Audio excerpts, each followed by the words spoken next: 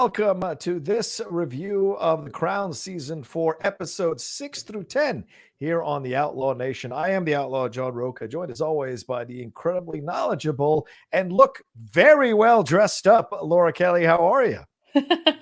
I'm wonderful, John. I'm happy to be here. Happy to talk about the rest of this season. I think in the first part of our review, I talked about how I was kind of taking my time through it, and that was wrong. I powered through the last half of the season because I was just so excited about it, and I enjoyed it so much. So yeah, I'm excited to be here and talk about it some more. Yeah, me too. And before we go any further, for those of you who may not know, we did episodes 1 through 5. So if you want to go back, kind of pause this one or open a new tab, watch 1 through 5, then come back here and pick up where you left off. Feel free to do that as well. We are going to talk about episodes 6 through 10. There are spoilers, so just letting you know there'll be some spoilers stuff that'll come up as we talk about this, and then we'll give our general feelings about how season 4 went overall as we get ready for season 5, which apparently, and I found out this morning, is not coming till 2022. I'm rather upset. No. I might be dead by then. I don't know what's going to happen, and I'm just broken that we're not going to get it until 2022. So we shall see what happens there. But let's get into it. Laura, we're coming out of the first 5 episodes. We know what's going on with Diana and Charles. Certainly this marriage is very clearly, as we all know through history, is not going to work out, but it is getting through some very bumpy patches. And it feels like they were forced to be together. Margaret is feeling a little more pushed to the side. I'm sorry, Princess Margaret is being a little more pushed to the side. Prime Minister Margaret Thatcher, and Queen Elizabeth are kind of at odds, not in any way that's overt, but certainly subtly a little bit at odds with how they're approaching the fact that they are women in men's world. Queen Elizabeth thinking she had a fellow kinship with her, and realizing no, she doesn't. And so there's a lot brewing here. Plus, we've got more going on with the kids that we're going to get into here in the latter half of the season that was kind of peppered throughout the first 5 episodes that we are now going to bring to fruition as well. And Tobias Menzies, Prince Philip, is also kind of doing his thing and slowly changing his mind on Margaret Thatcher as well. Anything else I missed before we jump into these next few episodes? No, I think you hit all the nails on the head. So let's do it. All right. Episode 6. This one taking place predominantly in Australia. It's called Terra Nullius. This one stars Richard Roxburgh as Australian Prime Minister Bob Hawke. Some of you may know Richard Roxburgh from a number of films. Certainly, what's the one with I'm forgetting it now, with Ewan McGregor and Nicole Kidman. How could I forget it? Moulin Rouge. Yeah, Moulin Rouge. She is essentially the main villain in Moulin Rouge. He was in Mission Impossible 2. Many films, and very noted and respected Australian actor. Also in League of Extraordinary Gentlemen as the villain in it as well. So very noticed. So it's great to see him in this part. Certainly a little bit older, so kind of radiating that statesman vibe to him. But this one, Laura, deals with, this is the last gasp of this marriage, the last possibility that this marriage could get worked out. Charles and Diana go on this trip. It was a 6-week trip, according to the Crown. I think it was 4 weeks in actuality, but they made it 6 weeks for the timeline here in the show. They go down to Australia, and just when it looks like they might turn this marriage around and save this marriage, Diana's popularity really overwhelms Charles and further entrenches him in that feeling that he is not happy in this marriage, and it is not working for him because he is not the alpha dog and the man in the spotlight. What did you feel about this episode overall as it went through this Australian trip and everything that happened here with the Prime Minister, who was hoping that this trip would be terrible so he could pull Australia away from the Commonwealth of England? What did you feel about this starting out, at least this part of the episode? Well, I think this episode in particular was really fun to watch the evolution of Charles. Mm-hmm. Even kind of backing up before that, where we kind of get into the meat of the episode, we see Queen Elizabeth talking about her trip to Australia and sort of giving Diana and Charles a little bit of a lecture of, hey, we were sort of rocky when we went on this trip and it made our marriage stronger. And I'm kind of hoping that it'll do the same for you. And then there's a really funny conversation that happens where she's like, well, we didn't take the kids to Australia. That's going to ruin your trip. We left them at home for 5 months and they're totally fine. Yeah. And it's like, oh, are they though? Yeah. Margaret says, and do you suppose that might have had consequences? Right. She calls Elizabeth out on that. Yeah. She definitely does. So it was interesting starting there and then, really kind of you get to a point where we sort of get this like really quiet but beautiful reunion of Diana and Charles at one point that feels very uplifting and very hopeful. And it's just, I mean, it's such a roller coaster, the entire thing with them in this episode. And yes, we know how it ends, but there's a couple parts in this episode where you really are kind of rooting for them. So they played it off very well, I think. And it really was sort of fun to watch, but it was really Charles that I had my eye on for this entire episode. I think he had sort of the most adventurous arc. Yeah, Josh O'Connor doing a fantastic job as Prince Charles throughout the entire season. But certainly here, you're right. The kind of slow progression of Charles eventually getting to what we'll see in the last episode of the season, that explosion of rage and fury, the frustration of feeling like he's chained to this situation, something that a royal usually kind of accepts and acquiesces to, but Charles rebelling against it. And you see kind of this moment where there's a possibility for this relationship to work out. They have this really like brutal come to Jesus moment for both of them, telling their truths. The secret to any great relationship is communication. They communicate all their anger at each other and put it out on the table, and then actually find a way back to each other, a way back to possibly thinking that this could work out. There, that great dance together and what have you. And then near the end of the episode, we see Charles kind of see all the people crowd Diana, and whatever was left of that possibility gets quickly extinguished by what you could perceive as his jealousy or his frustration that he cannot control the popularity that his wife is experiencing, because he himself would like to get this popularity, because in a way he didn't get it from his mom. And it's funny, you talk about the abandonment stuff, Laura. What Diana did on this trip historically did change the way royals took their children on trips from that point forward. The babies did go with them. The babies stayed with them. They weren't set aside or taken care of by someone else for like 5 weeks in a different place. They went along with the royals from this point forward. Kate, and certainly now with Meghan Markle, of course, is not a royal anymore, but certainly that. So it's such a such a historically important scene we're seeing when Diana is yelling at Prince Charles's person in charge of his schedule and stuff about not to do this with his son. And even Charles is so like in the chair in the airplane, he is like almost trying to scrunch up into a ball to escape this confrontation that's happening. Exactly. Yeah. I love the line that Diana has at the very beginning of this episode where she's talking about how, it's her job to make sure that this boy who's going to become the future king of England has some humanity to him. Yeah. That I really enjoyed that. And, we all have seen how William has grown up into, a very charming man. So I think that, that effect stayed, which is really great. It just speaks to what a fantastic mother I think Diana was. Even though I think sometimes in this season, we sort of see some of these hints of like, maybe we see that she wasn't perfect. She was a flawed human. And we saw that at the beginning of the season too. But she was nothing if not a good mother to those boys. So it was really comforting to see.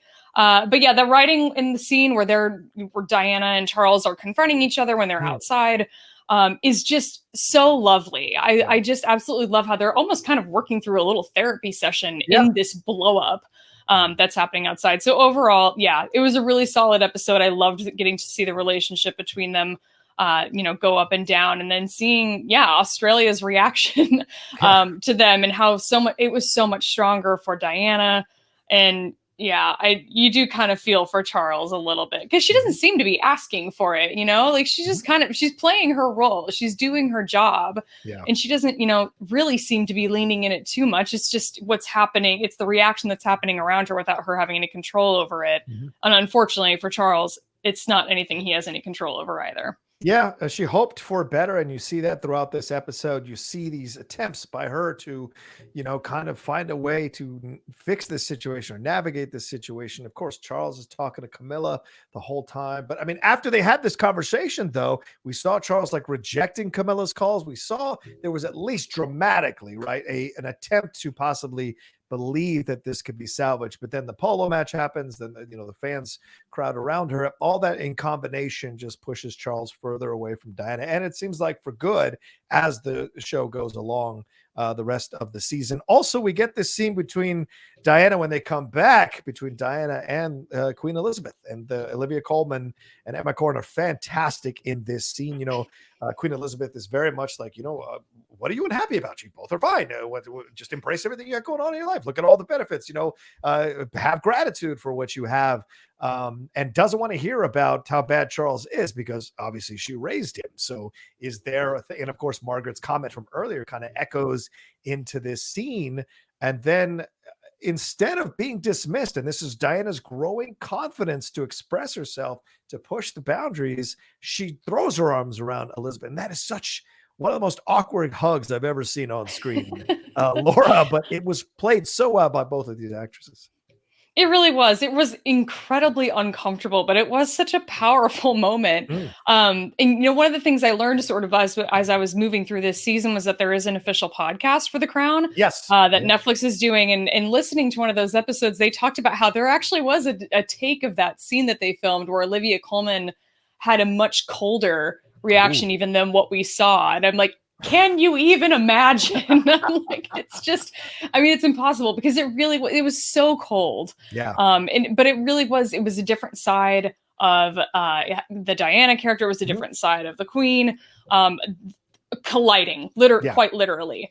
It was really impressive writing in this episode. I think this may have been one of my favorite episodes of the season. I agree with you. I think it's my favorite episode of the season for sure. And the clash of generations that happens here, because obviously Diana being a younger generation, Queen Elizabeth, the older generation, they clash here in this moment. And then it seems to work as later on at dinner with the rest of the family around, and not Diana around, Queen Elizabeth says, Olivia Colman says, like, well, maybe we are a bit of a tough bunch. We don't give out too much praise or love or thanks. And she starts to maybe warm up to the idea that Diana could be a liaison between the royals and the modern world, could help the House of Windsor kind of move and become more modern. And this is something they've struggled with through all the seasons of The Crown, this idea of being able to connect to the common man, to the modern or common woman, to the modern world. And the Queen Mother puts the kibosh on that almost immediately, saying that, she's just, that Diana's an immature little girl and that she will eventually bend to the family's will. And it's Margaret, once again, with the little shot here, says, or we'll break her. And of course, we see the bulimia thing progress. The issues with bulimia progress throughout this episode as well, kind of reinforcing Margaret's point. Yeah, I really like that they didn't stray away from that, and they weren't afraid to show that on TV, and weren't afraid to show the real truth of what was happening in this poor girl's life. As awful as it is to witness, I think it's important that they still were willing to show it.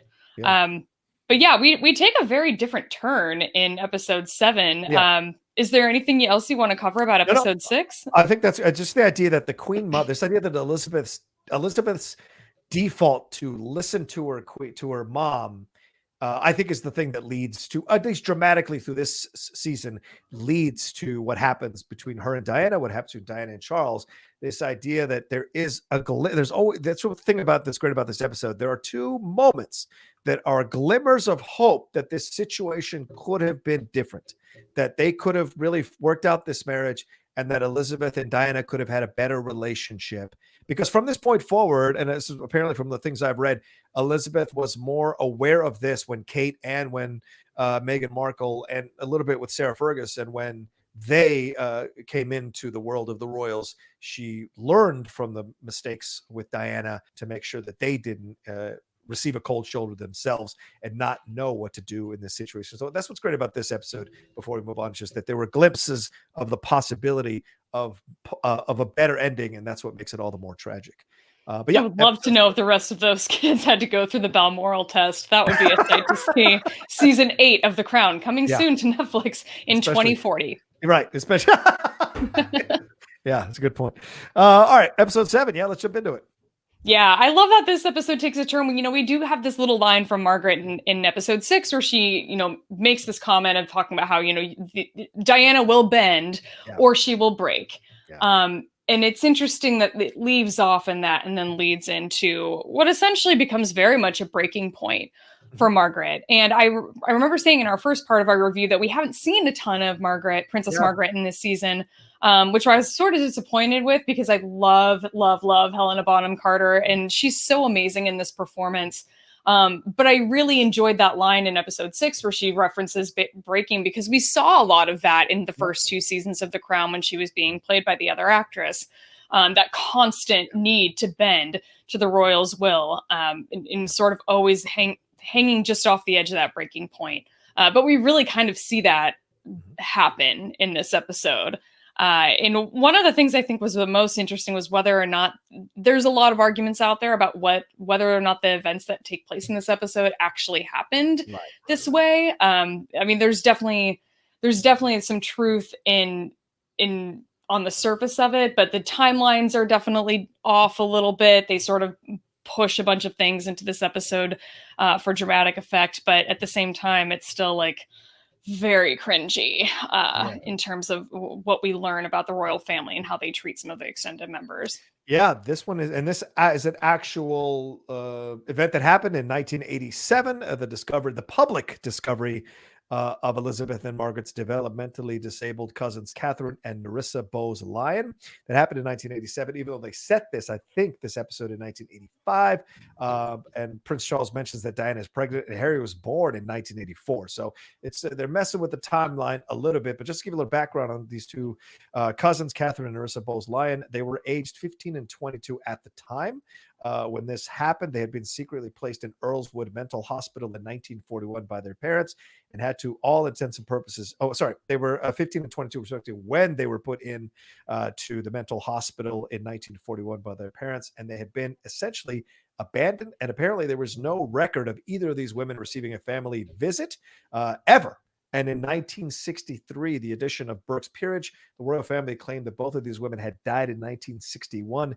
And in fact, when they were very much both still alive, Nerissa died in 1986. So just about a year before this was discovered, with just a few nurses attending her burial in a pauper's grave. And that's what ended up, getting this investigation for it to, and it blew open in 1987. So, and this is a big part of it too. The Queen Mother was a patron of a mental health charity at the time. So the scandal of this, the hypocrisy in this is mind-blowing. But, we see Margaret's navigating this situation because she's going into therapy as well. She has, her friend who is the priest there to kind of find out what's happening in this institution. He kind of vets the fact that these two cousins are there. All of this gets exposed. And she takes it as a symbolic thing about herself, that she feels like she's in a bit of an institution herself, a bit of a cage herself, a bit of like she's not able to express herself. She's not able to be recognized or seen. She feels that way in her own life. But we also get this idea, this running theme of Margaret, Laura, and I wonder if you agree with this, that there is always a chance for her to get out of this situation, but she never takes it, because she doesn't want to give up the title. She could absolutely get out of this situation, perhaps have a happier life, but that title means more to her. And then eventually Elizabeth takes that title away from her, which really sends her into a tailspin in this episode. Yeah, it's really hard to sort of watch Margaret's, I think, her decline through some of this. Yeah. As she gets older, though, I think she sort of realizes, I was fine with the scandals and the tabloids when I was younger, but as she gets older, I think that sense of security becomes a little less, elusive. So yeah. I think for her, that title and the work that she does for the royal family just becomes so much more important. And the idea of having another scandal, such as joining the Catholic Church of all things, would just prove it to be too much, I think. But we do open in this episode with her coughing it a lot, and eventually it sort of leads to her, I think, coughing up blood while she's at breakfast one morning with Elizabeth, and then we find out that she has to go in to have some sort of experimental, I think, investigative surgery done to figure out what's going on. And it's sort of a scary thing at the time. I mean, I imagine mid-'80s, this wasn't any, it was a little probably more invasive than it would have been now. But I really did enjoy the introduction of her friend Derek Jennings, known as Dazzle, in this episode. He was a really fun character. And I love what he sort of brought to Margaret's life, all the different layers, and then sort of how they were each interpreting those layers a little differently. He was definitely a fun addition to the show. Absolutely. And that guy is Tom Burke. I think that's the actor's name. He plays Orson Welles in the new Mank movie that's out on Netflix. So, and I remember watching him in The Musketeers. Really good actor. So always nice to see him get highlighted in a show like this. But we see the further progression of Margaret throughout this episode. Laura, that as she gets older, she's losing more and more power, say in the movement of this family and what's happening in this family. And remember her in those in that episode of Balmoral where she's like, reading or dressing down Margaret Thatcher. Now we see her kind of getting dressed down by her life, in essence, throughout this, that she's like, trying to escape and dancing and singing and drinking and all of this. But in the end, she can't fully walk away. And you might be right. Maybe she didn't want to endure the scandals as she was older. Maybe it was too big of a mountain to climb. But what I think Helena Bonham Carter does well, and I echo your praise of her, is show you the minutia, the emotionally minute moments where you see all those feelings running through her, all those conflicting feelings really consuming her day to day, and the progression of that and the disappointment she feels when Dazzle doesn't return the affection. It feels like all the men who have rejected her, all the men who've walked away, or all the times it didn't work out with these men, all encompassed in one moment. And you see it just kind of wash over her, and just the sadness of it all, But she does go to therapy to try to figure this out too. So that's a very interesting new twist in the Crown itself. Yeah, we have Prince Edward we have Charles of all people introducing the idea of going to therapy, which is interesting. But it eventually leads to Margaret's discovery of the two cousins, their two first cousins that are in this institution, which sends her down this sort of downward spiral of research where she brings Dazzle with her to go to the institution to actually see the girls in person and see if they're actually alive. And it's interesting because she doesn't actually go in herself. She doesn't. And I do find that interesting how there's this rumor going around that that these two women were never visited in this institution, not by anyone in the royal family. And even in this episode, we still don't see Margaret go in. Really just out of cowardice, but at the same time it still adds this other layer to Margaret as a person and I really enjoyed kind of watching the character's evolution in this.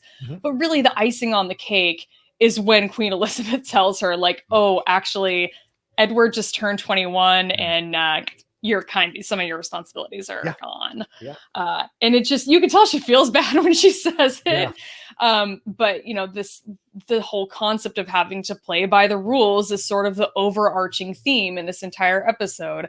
We had to get Nerissa. I'm sorry, what was the other woman's name? Oh, the other cousin. Nerissa and Catherine. Catherine. Yeah. I mean, we had to brush them under the rug, and we had to get all the other cousins that were on that side out of the way so that people didn't find out about them, because it would be this national scandal. And just the idea that these rules are in place are so restrictive for everyone, but now they're also, they're excluding members of the family entirely and trying to sweep the scandal under the rug that really didn't need to be a scandal in the first place. I understand it was a different time, but it was hard to watch. It was really uncomfortable, I think. This episode, and you mentioned that already, this episode leads to one of the best scenes of the season as well. Her and the Queen Mother, Margaret and Queen Mother, out on that beach going at it, where she reveals, like, we had to do this because people were going to talk and people were going to say how there might be mental health issues in the family, and we couldn't have that. And, we have Margaret dealing with what she's dealing with. You have Queen Elizabeth, who, when Claire Foy plays her, and we will get to Claire Foy showing up in this season in a few minutes, but like when Claire Foy plays her, she's more of a caring, sentimental person. And it's when the transition happens to an older Elizabeth that we see that there was not as much affection as we thought between Queen Elizabeth and her children. And especially that scene we had earlier in the season where they're all coming to, where she's trying to have separate meals with them or conversations or hangouts with them. We see that her parenting job wasn't so good. It didn't go off so well.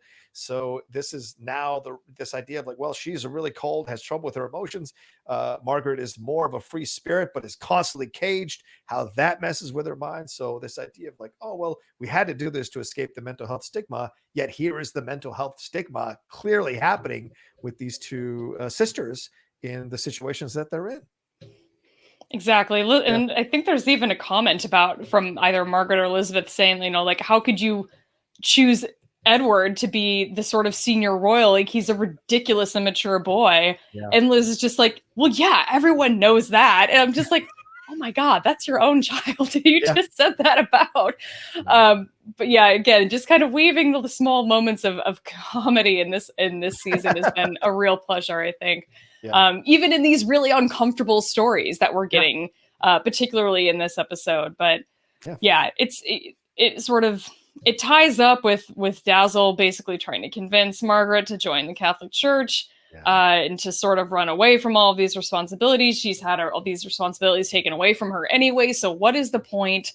You find out this horrible thing about your family. Why do you want to continue with this? And I do enjoy the scene on the beach as well. I love how, we're on this big open sandy space. It's overcast. Mm-hmm. Both women are just screaming at each other. It feels very vulnerable.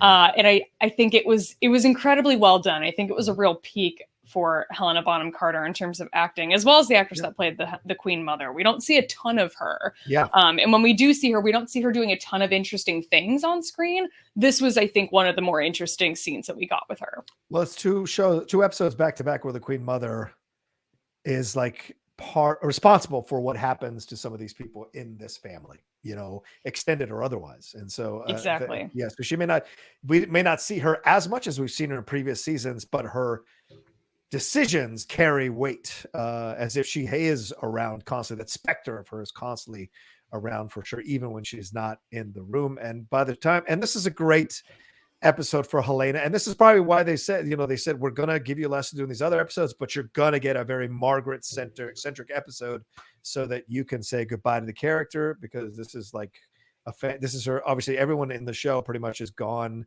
from playing these characters after this season, and this is a great goodbye from Helena Bonham Carter to this character. And at the end, she's back in Mystique, and she's just like, the saddest party girl you're ever going to see there, walking around with her drink and sitting there, and you feel the weight and the pain of all these years of doing what was asked of her and sacrificing all the things she sacrificed. But what did it really end up giving her? Not much, it seems like. So yeah, it's sad. All right, let's move on to episode 8 here. It's called 48-1.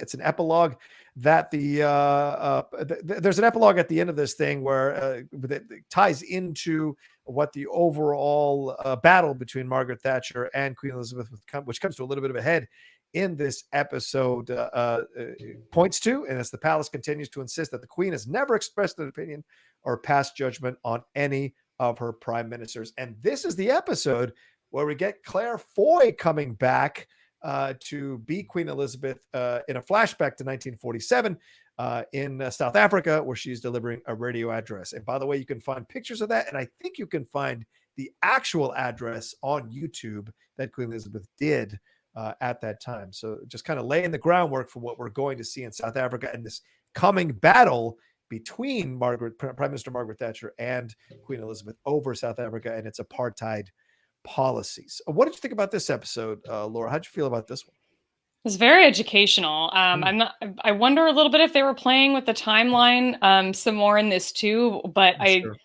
just didn't know a ton about what was actually happening in this episode. So this was if anything, very educational. It was interesting to see.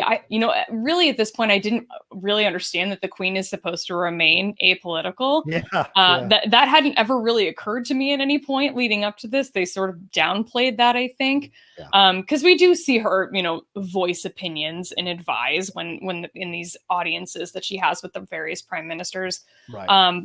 But this was this was really interesting to see these two women clash. We had flashbacks back to when Elizabeth made this address when she was 21. I believe it was her 21st birthday. We see some flashbacks back to a young Margaret Thatcher as well. Yes, right. Yeah, exactly. Yeah, we got to see the sort of different upbringings of these two women. And yeah, this was the entire confrontation was over one word of all things. It was to the point where they went back and forth so much. It just as an audience member, I was like, okay, I'm annoyed. Like we could have cut out maybe one or two, but I imagine when this played out in real life, it was probably a lot more than what we even saw.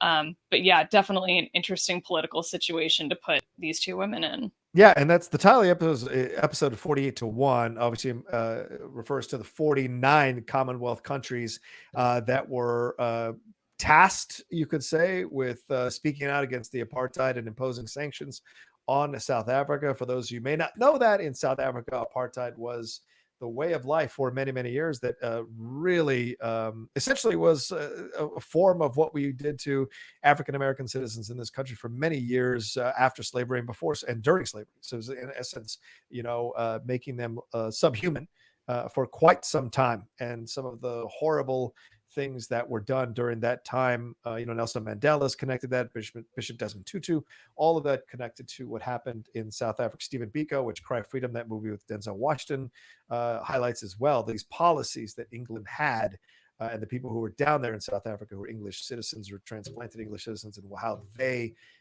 carried out this, in essence, official policy of racism on the Black Afrikaners down there in South Africa. But yeah, this whole back and forth between Elizabeth and Margaret Thatcher about one word, and it is Nicholas Farrell's character, Michael Shea, who is the Queen's press secretary at the time. He is the one that eventually comes up with the right word that allows Margaret Thatcher to finally approve some form of sanction. She never wanted to use the word sanctions. She wanted to use another word because she wanted South Africa to be its kind of own independent thing.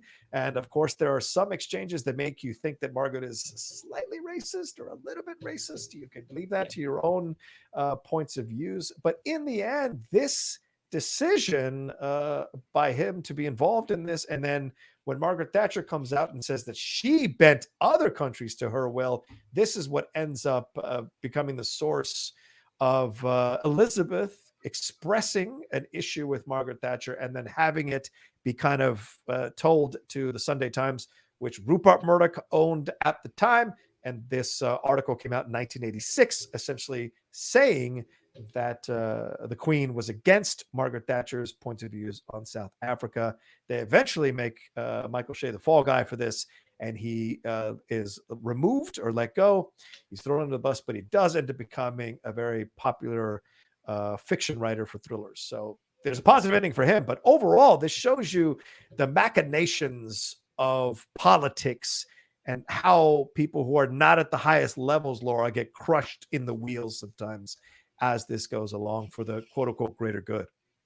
Exactly. Watching Michael Shea get crushed in the wheels was particularly hard to watch. And he was sort of the B plot of this entire episode, where he, at the very beginning, we see that he's written a book and he takes it to a publisher and nobody wants to publish it. And he's, just kind of devastated, but they really just want him to write gossip about what's happening at Buckingham Palace, which is fair. We all want that. Sure. But it is kind of nice to see him, sort of get his comeuppance in the end. I'm glad to hear that he actually ended up becoming a successful author, because that was a hard scene to watch. I mean, it was he did what was told of him to do, and he still got thrown under the bus for it. So it was hard to watch, but yeah, definitely an interesting episode overall. I sort of breezed past a little bit just because I don't know. I think there was a lot going on at one point. Edward has I guess it's Edward and Charles have a pretty big blowout after Charles calls Andrew a fringe member of the family. Oh, so we get some great little side moments in this episode too. But it was great seeing Claire Foy again in this season. I thought I had heard that they were going to be bringing her back for something. I sort of figured it would be like a quick flashback and not much more. But it was still great to have her back on screen in the show. She really was a fantastic Elizabeth. I love that the Peter Morgan and the Crown have been like, we're going to treat Prince Andrew as he deserves to be treated, which is irrelevant, a piece of whatever you want to say, and all the stuff involved with him and Jeffrey Epstein that we found out about, which I'm sure we're not done hearing the end of. It just shows you this has been a thing in this guy's life for quite some time. I love that they don't put any time on the Sarah Ferguson situation with him. She's there. The wedding happens, and it's pushed to the side completely, whereas a whole entire episode was dedicated, or a number of episodes were dedicated to Charles and Diana's wedding. This is just an afterthought. And Charles pretty much slices him into pieces. And Edward says that was impressively cunty, which is a great way to, the Brits know how to use that word. We don't know how to use it here, but the Brits certainly do. I love when it comes up in a show. The Brits know exactly how to take away the negative misogynistic reference of that here in the States. Also, we get a little bit more. We get that great scene between Elizabeth and Margaret Thatcher when they're having their audience as well. Laura, yes, I get it. You can breeze by this episode, but there is that great scene where Margaret is mad. She knows Elizabeth has gone against her, and they're having this kind of confrontation that you feel has been coming all season.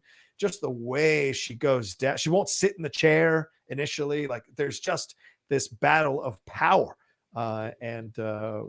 We saw this from the time she went to Balmoral, that there was going to be some kind of confrontation between these two comics. Did you like this scene? This one in particular isn't sticking in my head. So all right. This episode for me was it was a little bit confusing, because then at the end it was like apartheid didn't end until 1994, right. And I was just like, when did this episode take place? It's like the jumping around the timeline sometimes just does me in a little bit. So that's fair. Yeah, this is a hard one for me to stick with. 86 is when the episode takes place, and yes, in 94 apartheid, but this was an important part of it, moving Thatcher out, getting a more understanding prime minister. And I think John Major takes over after Thatcher and is more understanding of the apartheid sanctions that have to be put on South Africa for them to eventually come to heel and for this to end down the road. But we do also hear, and I don't know how much of this is true, so this is where there might be some creative license in this exchange between Margaret Thatcher and Elizabeth. Her son Mark comes up again because he might have business interests in South Africa, and the show kind of intimates that maybe that's the reason Margaret Thatcher did not want to come too hard down on South Africa, because it would affect her favorite son's ability to make money or make his own way and what have you. So who knows how much of that is true? History will probably tell us in some book, and then some other book will come out to contradict it completely. So who knows? All right, let's move on to episode 9 here. Laura, Avalanche. This one, so much involved in this one here. Avalanche, of course, referring to an avalanche that Prince Charles barely escaped. A very good friend of his, however, a lifelong friend of his, was killed in this avalanche. And just a little bit of history outside, or a little bit of the story outside of this episode. The gentleman who was killed in this episode, the real life gentleman who was killed, his family was really upset about this being included in The Crown and being a part of the story in The Crown. They had asked for it not to be a part of The Crown. They did it anyway. They were invited to come to a screening of the episode. They refused to come. So that's outside of the world of the show.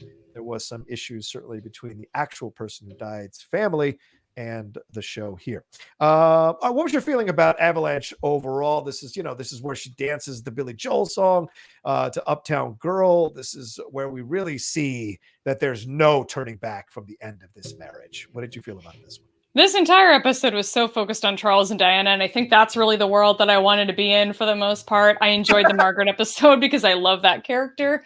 Right. But this is more the story I think I was more interested in. This move that she makes where she dances to the Billy Joel song on his 37th birthday. I'm like, I off the top of my head, I don't know what age they met or how long they've been together at this point, but I would think she would have learned a little bit, like how she could have predicted how he would have reacted to this. Yeah. Personally, we still see this, like, consistent jealousy that Charles always has with Diana. And yeah, it It was sort of hard to watch, although I have to say that the ultimate payoff for me was Queen Elizabeth asking, "Who is Billy Joel?" That was icing on the cake. Loved it. For sure, you're right. And this is the thing you discover as you watch these episodes. Look, Emma Corrin does a really great job as Diana, but you also sometimes have the question of like, why is Diana doing this? How much more evidence does she need that she does not have to keep trying to fix this? And we do find out that she is, of course, cheating as well. So there's a part of that. There's an element of that going throughout the latter half of the season. So she is rebelling in her own way to this situation. Because if Charles can cheat, she can cheat. So she's not necessarily, this like, damsel in distress type of woman. She's very much discovering who she is in her mid-20s and figuring out where her boundaries is, where her moments are to rebel, to state her existence in the world in this very constrained royal family, and how to push back when she can. We do have this great scene between Queen Elizabeth and Anne as well, where Anne basically tells her, "What are you doing? This relationship is, why are you trying to make this thing still exist? You're the only one that's like blind to everything that's happening here. This is done. Camilla's still a part of the story. Camilla has been a part of the story. Camilla's never stopped being a part of the story." She's trying to get the Queen to understand what's happening here. And that leads to the Queen summoning Prince Charles and Diana to this meeting. And here, and I think this is great in terms of construction of an episode, Laura, I want to see your thoughts on this. Her dancing to the Billy Joel thing didn't work out, but it was great to see when she danced later, figuratively, for the Queen, and kind of took away all of Charles's moves, because Charles showed up with all these notes to prove his points about how this relationship doesn't work and this marriage should end. And Diana was the one who came off of like, yeah, I have all the hopes. I'll stop cheating. I want to make this work, blah, blah, blah. And it really turns the Queen around and leaves Charles completely impotent in this scene. What was your feelings about this part of the episode? Well, I loved the setup for it. I mean, Anne gives us really great insight into part of why this, one of the many reasons why this relationship has failed. Yeah. Charles is old for his age. Diana is very young for her age. There's so much immaturity on her part in this sense, despite, all that she's been through. It was definitely a good way to set up this conversation. I was sort of on the edge of my seat while this was happening, because I wasn't really sure what direction this was going to go in. I didn't know what to expect. Like, I don't know what Charles was wanting to say. And certainly what Diana said is really what, surprised me the most, that, yeah, she does want to make it work and wants to put the work in, try and make it work. And, Liz asks her why she's broken her vows, and it's a little bit hard to watch and a little bit uncomfortable. But ultimately, at the end of this episode, I was so angry because we see Diana at least voicing that she wants to put forth this effort. Yeah. And then we just don't get any reciprocation from Charles at any point. Yeah, not at all. He actually calls Camilla afterwards. I mean, obviously dramatically in the show. I want to make that very clear. I mean, this is dramatically in the show. We don't know if he actually called her. Who can, somebody can pull up phone records if they want, but like in the show, he dramatically calls Camilla, and even Camilla is a little unsettled. This first time we see her be a bit unsettled. Great stuff from Emerald Fennel again about Charles's decision now, because Diana's countered him.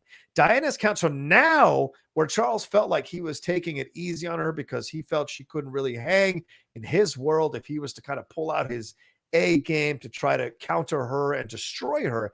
Now Charles, because of what Diana does in this meeting, he sees her as a formidable opponent. So now he pulls out all his tricks and all his tools. And one of the tools he wants to use is having Diana's protection officers tell him if she's messing around again, because he wants revenge. He wants to prove that she actually didn't mean anything she said and that she's the wrong one in this relationship, which is mind-blowing to think about, considering all the things Charles did to her and will continue to do to her as the season wraps up here.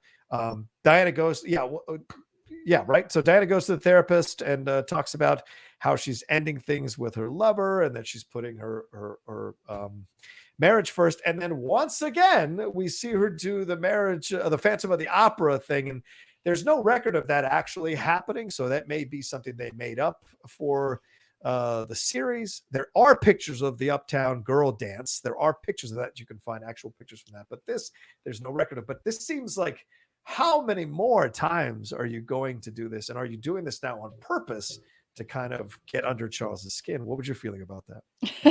I felt the same way. I mean, this was, and I sort of understand where Charles was coming from a little bit in the scene, because it really was a little bit cringeworthy. It was but it's also really funny watching the actor act through this scene in the most perfect way, which was sort of just struggling a little bit. Not in any real way, but like that was, part of the actual scene was interesting to watch. But yeah, he does seem, he's so horrified when she does this at the beginning of the episode, only for her to bring this around and be like, well, I made a private one for you. Like I also kind of wondered where this scene was going when it was first getting started. I was like, oh no, what are we about to see? But yeah, then he calls Anne and tells her about it, and tells her that, or not, I guess they don't call, they're talking in person, but tells her about how cringy and horrific it was. But yeah, this is also sort of a come to Jesus moment for Charles, because Anne really gives him the business and sort of tells him, like, Camilla is not as unhappy in her marriage as you think she is. Right. And then we sort of, see him have to confront Camilla about that very point. So, we got this insight from Anne at the beginning saying that Charles acts so much older than he is. And I'm kind of like, show me somewhere where this is happening, because I've yet to see it personally with this character, who's extremely frustrating to watch. Yeah, he's like a puppy dog around Camilla. That's a great point, Laura. But I mean, that happens sometimes when you're really in love with somebody, no matter how strong you are outside of that relationship. When you get into that relationship, you become like a whole nother person. But yeah, he deludes himself that she's stuck in this loveless marriage and he must drag her away from it. It's almost this kind of like fairy tale approach to it, which of course is ironic considering how Diana, at least in this series, how Diana is introduced as this kind of wood nymph from a Shakespeare play. But you see Charles kind of creating this fantasy, this tragic fantasy of this situation that Camilla is in, and she pretty much tells him no, and then kind of gives him a little bit, just a little taste of, just conceives of the possibility of being with Charles, and that's enough for him. It's kind of gives him the drug that he needs to kind of keep going down this path. He starts to ignore Diana's calls, which is a nice juxtaposition to the episode a few episodes ago where he was ignoring Camilla's calls. Now he's ignoring Diana's calls. And we see her kind of indulge the depression a little bit, and she rekindles her affair with James Hewitt. And you see her really start to move into a place where she, quote, properly loathes now the royal family and all the demands on her. So she's really kind of just lost in a way, with all the pain and sadness that she is dealing with, as Charles has kind of turned on the guns, or pointed the guns towards her, in essence, with his actions. Yeah, it's completely infuriating. I mean, it's totally not fair to her. And, again, I understand it's a dramatization. We don't know how it totally played out. But the fact that he wants her security people to spy on her and report back to him, and he's going and begging Camilla to leave her husband and be with him. Yeah. The episode ends with this sort of note of suspense. There's actually suspenseful music playing, and I'm sitting here raging that it's horseshit, because it's just not fair that Charles gets to be mad at Camilla, or gets to be mad at Diana, but still wants to be with Camilla. It's just, you got to pick one, man. That's not fair. Yeah, I agree with you 1,000%. As someone who loved Diana, I still don't like Charles. Anyway, all right. Episode 10. Here we go. Season finale. War. Which is a great name for this, certainly because we see here the ramifications of Margaret Thatcher's tenure as prime minister kind of come to a head, as her own party has lost confidence in her. The Conservative Party, they've lost confidence in her. The episode starts on November 1st, 1990. That's where it's set. She says her right-hand man, Sir Geoffrey, gives a speech stepping down, calling her out a little bit. She says it's just sour grapes when she's talking to Queen Elizabeth about it. But like I just said, when the Conservatives hold their annual election, Thatcher fails to win by a decisive enough majority, and the cabinet ministers confirm that they're ready for some new blood throughout this thing. And we see her and this obviously was Trump influenced, I'm not trying to speak out of turn, see her say that she wants to dissolve Parliament because they're trying to steal her job from her, and there is no real basis for that because that's a speculative conversation historically, but you could see that possibly being a final move by this very determined fighter of a woman. But it did have shades of Trump saying he wanted to, kind of override things, as we're seeing now with these election lawsuits here. What did you feel about all of this with Thatcher and Elizabeth, and what it eventually ends up leading to, which is this really tender moment between them where she gives her that medal and that honor to kind of thank her for her service? I love that moment because the one thing about it is that it is very emotional and it's very moving, but they still stay true to both characters in that scene. And that Margaret Thatcher is still an awkward weirdo when she walks away and doesn't say anything. But I really did enjoy that scene, especially that part as she walked away. I was just like, oh God, it was just quiet and uncomfortable, which is a great way to describe a lot of the scenes in this show, but somehow they're still enjoyable. I don't know how they pull it off, but it's great. I totally see the Trump comparisons, by the way. That's totally fair. You want to make it. It is really interesting that this show was probably written quite some time ago. And then we're seeing it play out here in our real lives. Right. It's really unfortunate, but I love this speech that Maggie Thatcher makes at one point. She remains very stoic throughout this incredibly, what I imagine was probably a very hurtful time, but we do see her break in the car and we see her crying, and it's really weird to even imagine that character ever breaking the facade at any point. But it was still, I love that they sort of rounded her out in that way. I guess there may be some criticism to it, I guess a little bit, if you don't want to see the woman in power crying on TV, that sort of makes sense. But I like that they went there. I'm totally fine with the fact that they went there. They showed a little bit of emotion from this woman who's sort of known for just, heart of steel. Her nickname's the Iron Lady. There's a reason for that. So yeah, it's a great point. And I agree with you, Laura. I could see in other situations where like, oh, really? She has to cry. But I think they earned these tears by all the things that she did leading up to this moment. This is the loss of power.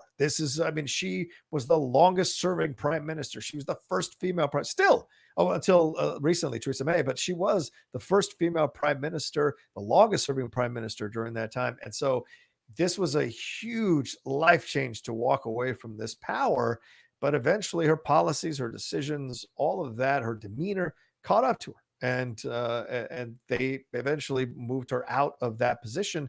So it's an overwhelmingly emotional moment for anyone, regardless of gender, to conceive of or embrace. I mean, I'm sure Churchill shed a few tears when he was by himself. So it's just that those things happen when you're that close to power. In essence, the highest she could achieve, just below Queen, Prime Minister. And so it's just like to be able to have that taken from you in such a way, especially when the party votes you out. You don't decide to walk.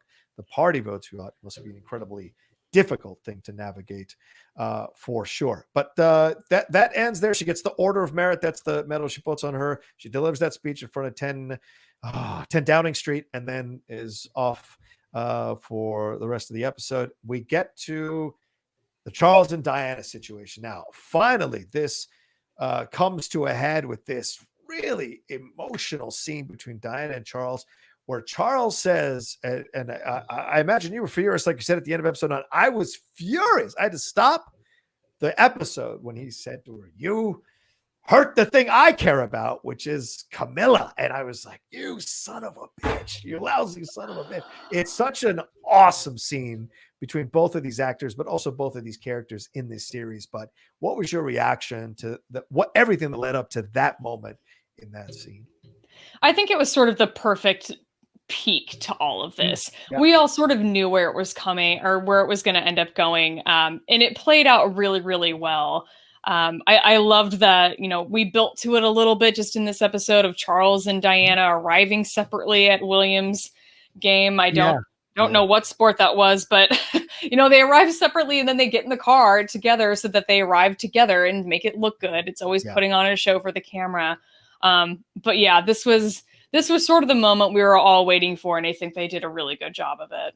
Yeah, and they laid the groundwork for what will be her nickname and what has remained her nickname, the People's Princess.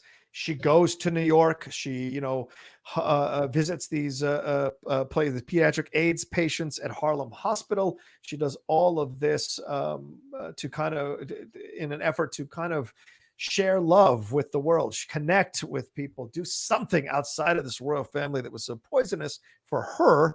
She wanted to kind of break out of it in some way. This trip in New York affords her the possibility to do so, the opportunity to do so. And we see this. And of course, Charles makes fun of her for going, says she's going to break down, says she's going to fall apart, all this kind of stuff, just needling at her mental health, which is horrible to watch, especially nowadays when we're so much more aware of that. But seeing this all happen and her persevere throughout. And this is the beginning of the turn for the Diana I imagine we'll see in 2022 that Elizabeth Debicki will be playing. This is the Diana that now embraces her power, embraces her confidence, knows where she's going to go. Remember, this is a young woman who is progressing through her 20s. I think all of us can tell you when you go through your 20s is when you really start to glimpse what you can be like as an adult, what your actual strong feelings are about the things you believe in. You're changing as a person, and you see her, and Emma Corrin does a really fantastic job of this. As this episode goes along, you see her kind of embrace her power as a beloved figure in the world, as someone who can use that power in a positive way to shine a light on causes, to shine a light on things that need to be spoken about, and kind of break out from the royal family, and in a way kind of tell them to F off with how she's doing things as well, and needle Charles throughout it. And we see her stop herself for the first time from throwing up, from doing the bulimia, which is really a powerful moment in the episode as well. It is. And, we see Camilla basically observing Diana's reception in New York, and she has to have the conversation with Charles saying, you cannot leave her. Look at what she's doing on TV. Look at this power that she holds. Mm-hmm. Under no circumstances is Camilla going to win a popularity contest against Diana. She's not going to win the public opinion poll. She realizes that and has that realistic conversation with Charles, which I think was a really sort of powerful moment, especially after seeing what Diana was doing in New York. This is a story I sort of remember hearing about a little bit, but actually, and kind of hearing about the greatness of Diana, but actually getting to see it play out was still very moving, having not ever seen that kind of play out and not ever really having the full story. Emma Corrin really nailed it this season. God. I really love how she progressed through this season. She's obviously she's very young, or at least she looks very young. Yeah. And I think she just knocked it out of the park as Diana. It was a fantastic performance. This to me is very reminiscent of like Daisy Ridley. Emma did not have that much on her resume. And for her to step into a role like this and take on an iconic character like Princess Diana is really she did a commendable job. I think she's 23. If I'm not incorrect, or 25. She's 25, but I imagine she was 24, 23 when she was shooting this. So just to step into this character and play it as well as she did, she deserves all kind of accolades. And it's crazy to think about, Laura, that Emma Corrin and Margaret Thatcher could both be up for the same award consistently throughout throughout what might be an award season. I don't know with COVID if they'll do an award season, but with an award season here, and the public will have to choose between the two to see who they give it to, because they both deserve awards for their incredible work throughout the season, for sure. Yeah. Also, and Laura, we move to Christmas now, and this really phenomenally awkward situation where we see that Diana has been completely frozen out now by the family. They know what she's doing. She's walking her own path. She is not going to be brought to heel. She is going to do her own thing. They are living separately, her and Charles.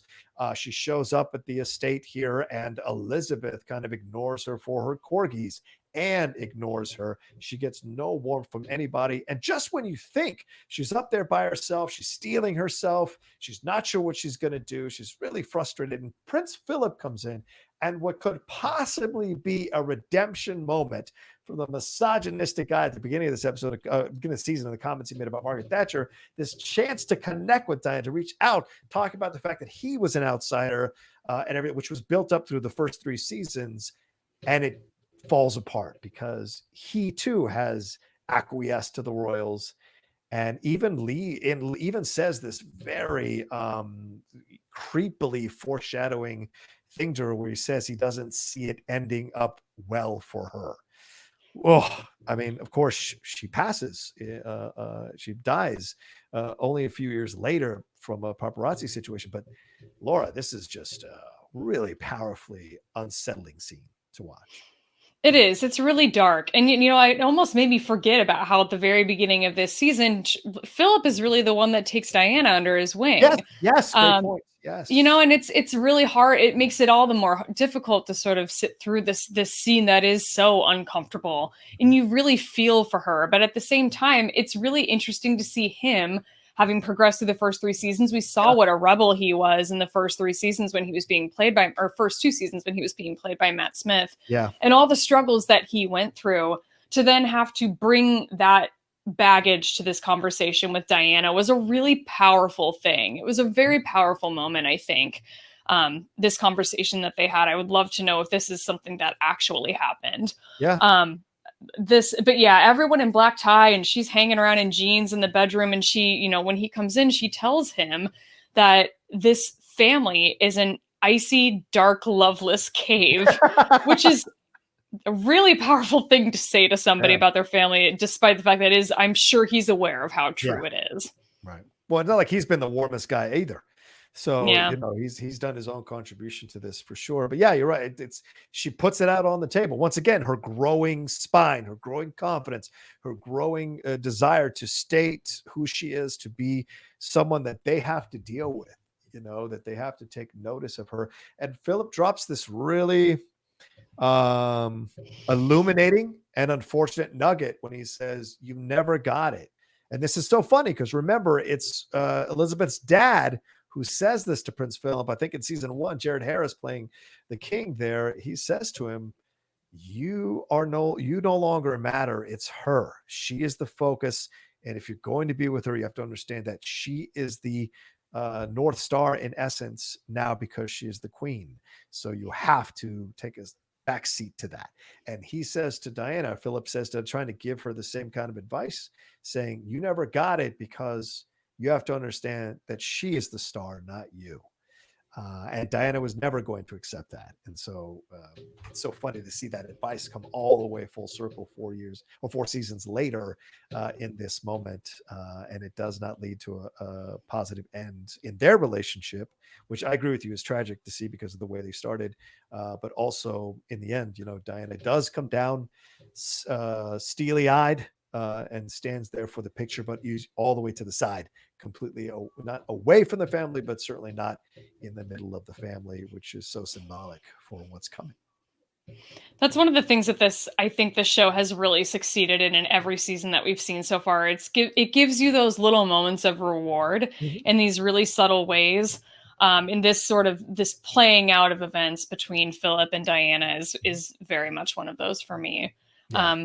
So yeah, this season was really enjoyable to sort of see. Just if you just look at it from the Charles and Diana component alone, it's a really satisfying story to watch play out. But all adding in like Margaret Thatcher and every other component, and apartheid, all the other components that we got in this season that they peppered throughout, the Princess Margaret finding out about her cousins, all of this was just, it was so satisfying. The show does such a great job. I only just recently discovered this podcast that is the official podcast of the show. I can't wait to power through and listen to every episode because they are actually interviewing the actors.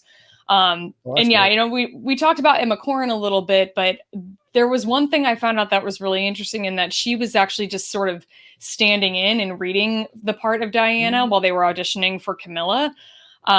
And that was how she ended up getting the role, was that she was only brought in to just be like a person, just kind of fill in as this person that was off camera, just so that they could cast another role. And the fact that she got the role that way is really heartwarming to me. I love that she's, this young actress that's only 25 years old, and she was able to knock it out of the park so hard that she got this role, because she killed it. I loved it. Overall thoughts on the season. What did you think? Yeah, I loved it. Also, it's my favorite season of the show. It's my favorite season of the show. I love season 3. Definitely, especially that 3rd episode of season 3. To me, it's still the greatest episode of the entire series.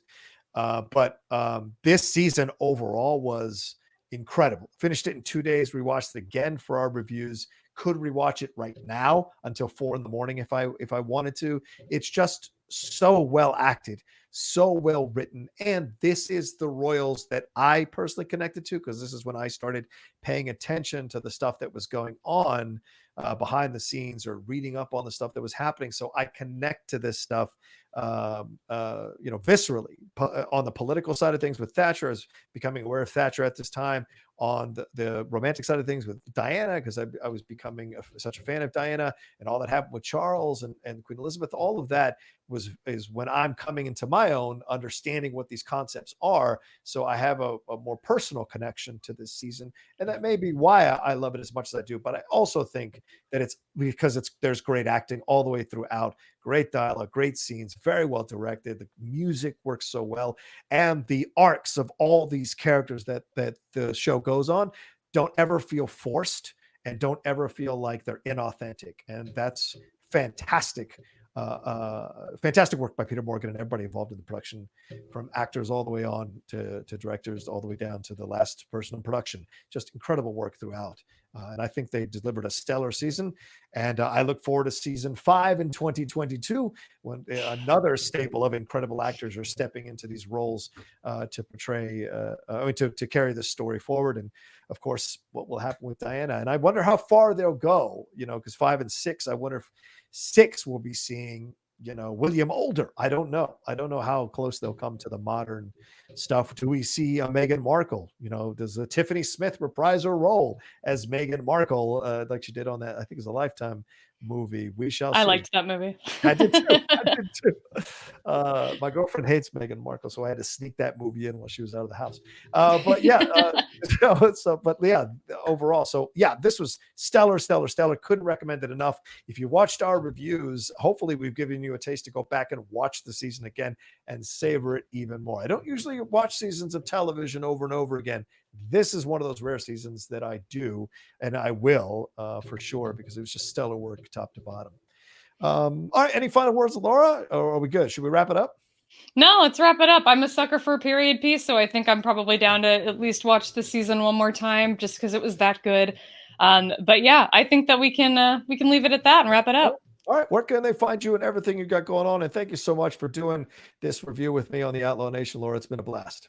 No, thanks for having me. This is me stepping out of my Star Wars comfort zone. So if you want to find me in my Star Wars comfort zone, I co-host The Jedi Way with John here on his channel. I also co-host a podcast called Force Toast, a Star Wars happy hour, where we drink wine and talk about Star Wars. Then you can find me competing on the Movie Trivia Schmodown as well in the Star Wars division. So I will be back in the comfort zone here soon. Absolutely. We'll see what faction she's on next year.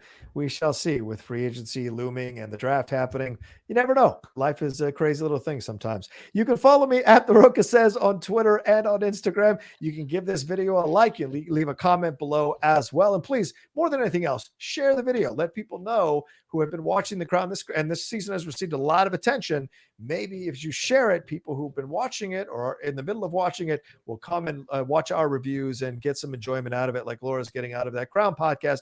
Maybe some of you all will get enjoyment out of this show as well. Thought we've done a great job reviewing all 10 episodes of this season. So hope you all agree. Leave a comment, leave a like, subscribe to the channel. And that's it. We'll talk to you next time on another review episode here on the Outlaw Nation. Take care until then.